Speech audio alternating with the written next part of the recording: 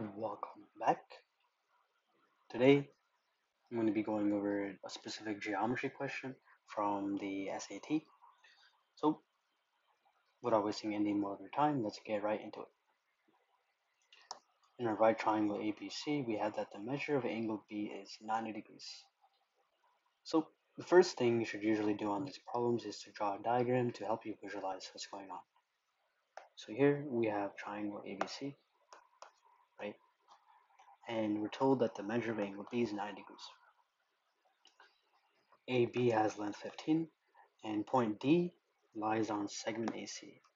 So point D lies on that segment. And of course, they also tell us that BD and AC are perpendicular. What that means is that those two segments come together to form a right angle. So here, that's a right angle. Now we have to determine which of these statements are true. Now you'll see that there's a lot of equations being used, right, for the sides. I'm going to go off to the side here for a second and introduce you to a diagram that comes up a lot on the SAT, right? And it's really important for you to know. So, anytime you have this kind of diagram with an altitude and a hypotenuse, right, forming a right angle, that's a good sign that there's similar triangles, right? Now, specifically for this diagram, right, you actually have relationships between the sides. So let's call this side A, B, C, D, and let's call this H. There's three equations you definitely need to know for a specific diagram. I'm not going to go into why or how these are derived. If you do want to know why, I'll post a video on that later. But here, right, first thing you should know that a squared equals b times b plus c, right? So how I remember that is one of the legs squared, right, equals the smaller side times the entire thing, right? So leg squared equals the smaller side times the entire thing. Similar logic, right? You have d squared, right? So the leg squared equals the smaller side, which is c, times the entire thing, which is b plus c, right? And lastly, you have the altitude squared, so h squared equals the product of those two sides, or those two segments, b times c. So those are the three equations you definitely like. It's really good to know, right? So you save some time on the SAT, especially because this diagram again comes up a lot um, on a lot of geometry questions with similar triangles. So now, assuming that you have memorized that, let's get into this problem. The first thing you're told is that the first answer choice that you're presented with is this, right? That BD squared equals AD times DC. Well, we just talked about the diagram, right? And of course, this is true, right? That's a true statement because you have the altitude, which is BD. Let's call that X, right? Remember, altitude squared equals the product of the two segments. So product of A and B, right? In this case, let's rewrite this with the sides. So the altitude here is BD squared, or the altitude is BD, right? You square that. You have A, which is side AD, and then B, which is side DC, right? So we get that equation just from this relationship. And this is really useful, right? Because it just tells us right away that the statement has to be true. Okay, option two, or choice two, right? Is that equation. Is that true? Well, let's use the other two equations, right? Or these two equations, right? So I told you that leg squared, right? So in this case, AB squared equals the smaller side, which is AD, times the entire thing, right? Which is AC. Similar logic, right? The leg squared, which is BC squared, equals the smaller side, which is CD, times the entire thing.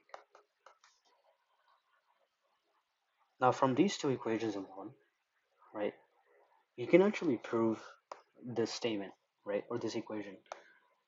And how you do that is, well, look at this, right? You have AB and BC squared, right, which is kind of similar here. And then you have an AD and a DC, right, which is kind of similar here. And again, CD and DC are the same thing. I'm actually going to rewrite this as DC, right, just for a better explanation. But you'll notice that if you divide these two equations, right, so these ACs cancel out, and you're left with AB squared over BC squared equals AD over DC, right? And you can actually further simplify this left side here, right? Because AB squared over BC squared, well, that's just AB over BC squared, right? Because you're just distributing the exponent of 2 to the top and the bottom, right? Well, that's really similar to this answer choice. In fact, it's the exact same, right? Because this part here is equal to that, and the right side is equal to this. So our second choice is also true.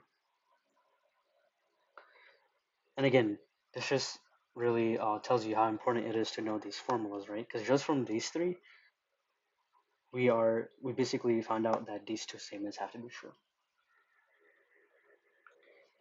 And finally, let's look at the third answer choice, which is deciding whether ABD, angle ABD, and angle BDC are equal to each other.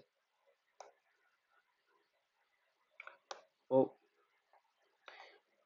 let's look at what those angles in this diagram are, right? And I'm going to delete these so you can see it better.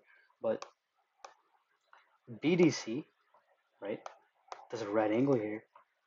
That's referring to this, right, this right angle.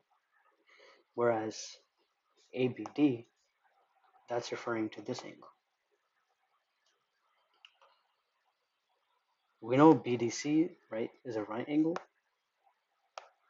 because remember that these two segments were perpendicular, right? So they intersected from a right angle. In fact, this is also a right angle. ABD, on the other hand, is not a right angle, right? The reason is because we know this is a right angle, right?